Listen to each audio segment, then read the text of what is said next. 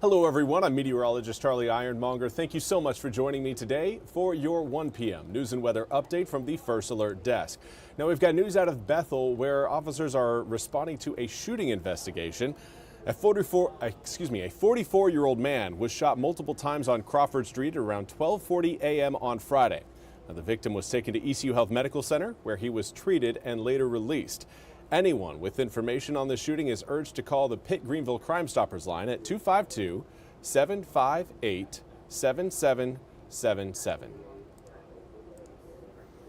And in other news, we turn to news that hopefully helps you get a license a little bit easier as the DMV is expanding. Now, the North Carolina Division of Motor Vehicles has announced that now drivers can renew their licenses online, regardless of if it's a real ID or not. Now, this change happened after Governor Josh Stein signed Senate Bill 245 into law last week.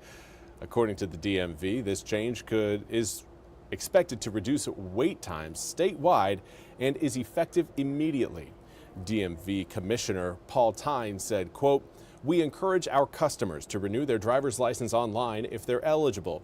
It's fast, easy, and helps reduce wait times at our offices." Now, by choosing online services, you're freeing up space for those who need in-person assistance, end quote.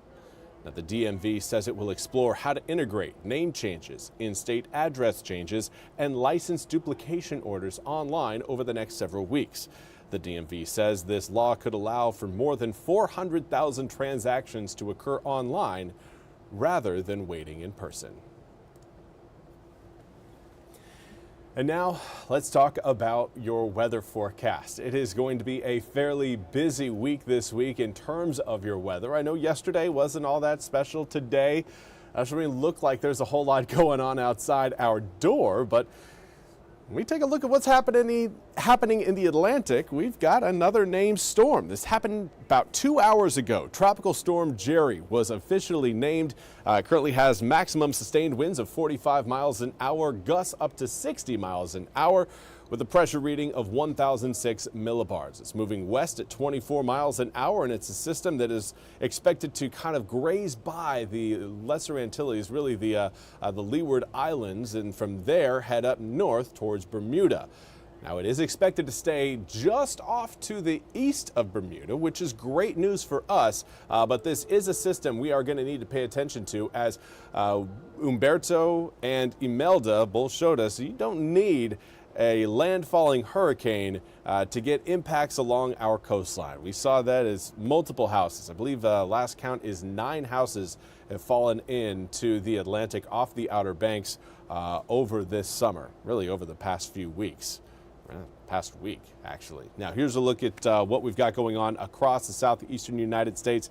You see that line of clouds. There's a big mass of clouds over Tennessee, Kentucky, Ohio, West Virginia, Pennsylvania, New York. But it's that line of clouds a little bit further off to the west across southern Michigan, northern Indiana, central Illinois, central Missouri, across Kansas, Oklahoma, and Texas. That is the frontal boundary that is expected to bring widespread rain showers to eastern North Carolina coming up tomorrow afternoon to tomorrow evening.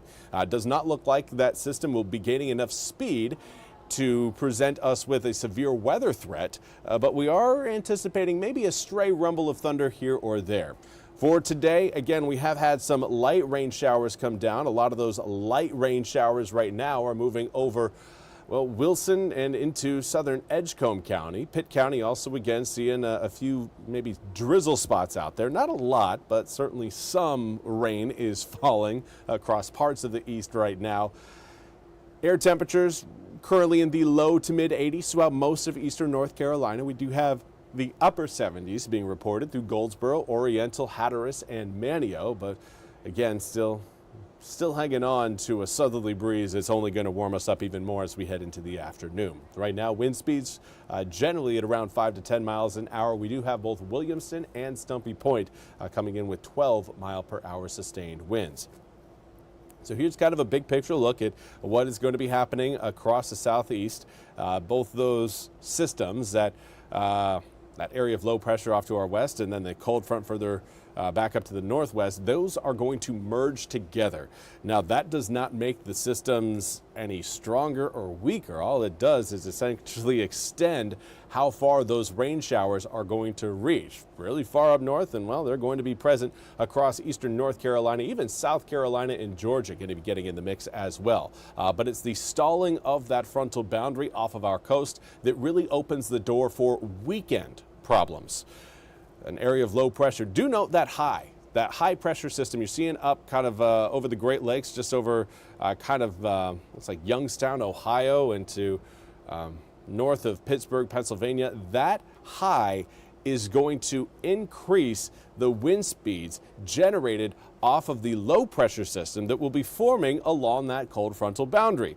I know I just said a whole lot of meteorological terms, but what you really need to take away from it is that we have two pressure systems that are opposing that will accelerate winds across eastern North Carolina in a faster manner than if that high had not been there. And what that means, we've got a very windy weekend ahead of us on both Saturday as well as Sunday. Those winds are going to be strong and blustery. Of course, we've got Mumfest coming up this weekend.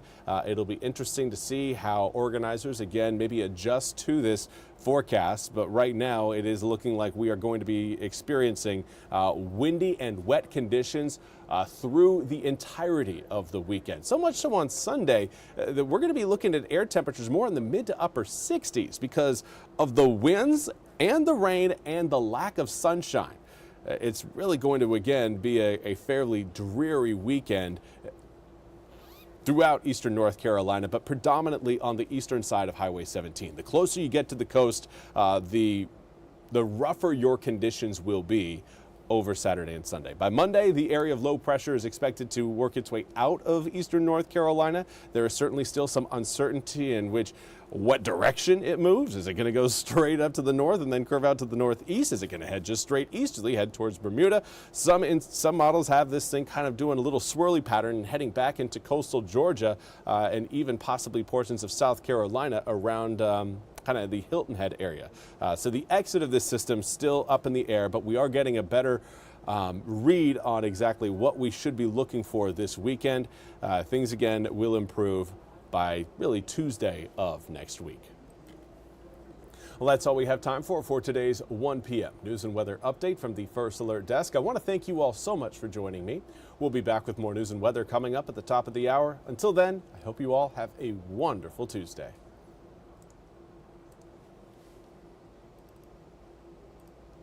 This hour of the WITN First Alert Desk is sponsored by Supreme Choice.